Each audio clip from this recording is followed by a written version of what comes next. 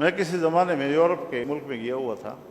تو میرے جو میزبان تھے وہ ذرا آزاد خیال قسم کے لوگ تھے، تو ایسی مزاحیہ مجھے کہنے لگے کہ مولوی صاحب آپ لوگ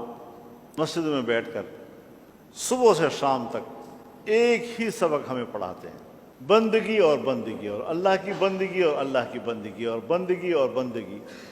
تو یہ غلامانہ ذہنیت تو آپ ہمیں دیتے ہیں، اور پھر روڈوں پر نکل کر آپ لوگ آزادی کی بات بھی کرتے ہیں۔ تو ہمارے معاشرے میں جو عبدیت کا تصور ہے اور بندگی کا تصور ہے اور غلامی کا تصور ہے، یہ تو علماء کرام ہمیں دیتے ہیں۔ اب عجیب سے ایک سوال تو ان کے دماغ میں آ گیا، کیا کر سکتے تھے؟ تو میں نے کہا کہ یہ بات نہیں ہے، آپ سمجھے نہیں ہیں اس چیز کو۔ ہم بات کرتے ہیں اللہ کی بندگی کی۔ اب اس کی مثال ہم اپنے خاندان میں لیتے ہیں۔ خاندان میں ہمارا ایک باپ ہوتا ہے، خاندانی زندگی میں ہمارا ایک باپ ہوتا ہے، ایک باپ۔ جس طرح خاندان میں ہمارا باپ ایک ہے جو ہمارے ظاہری تخلیق کا سبب بنا ہے، اسی طرح کائنات کا خالق بھی ایک ہے۔ اب گھر میں جو آپ کا باپ ہے، جس کے سبب سے آپ دنیا میں آئے ہیں، جو اولاد اپنے والد کی فرما بردار ہو، اس کا ہر حکم مانتا ہو، اپنے والد کی زمین پہ محنت کرتا ہو، اپنے والد کے کارخانے کو چلاتا ہو، اس کے دفتر کو چلاتا ہو، اس کی دکان پہ بیٹھتا ہو، ہمارے معاشرے میں والد کی جگہ کام کرنا، چاہے زمین میں ہو، چاہے کارخانے میں ہو، چاہے دفتر میں ہو، جہاں بھی ہو، اس کو ہم مزدور اور ملازم نہیں کہا کرتے، اس اولاد کو ہم اپنی جائیداد کا مالک کہا کرتے ہیں۔ ہاں،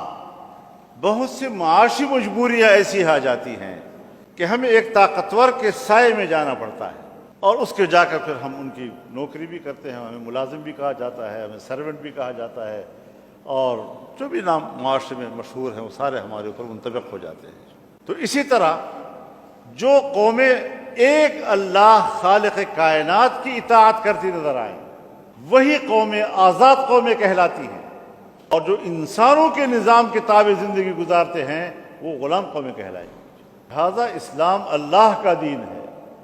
اور اللہ کے دین کی پیروی کرنا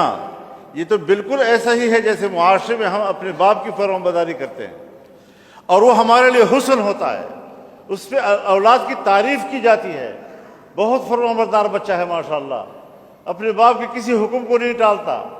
اپنے باپ کے اشارے پر عمل کرتا ہے، یہ تو حسن ہے معاشرے کا، انسانیت کا۔ تو اگر کوئی قوم وہ اپنے رب کی اطاعت کرتے ہوئے نظر آئے تو اس قوم کا حسن ہوتا ہے، یہ اس کی آزادی کی علامت ہوتی ہے۔ تو ہمارے اکابر اور ہمارا دین نے بھی یہ آزادی ہمیں سکھلائی، اور اسی کے تحت ایک معاشرے کو تشکیل دینا ہے ہمیں۔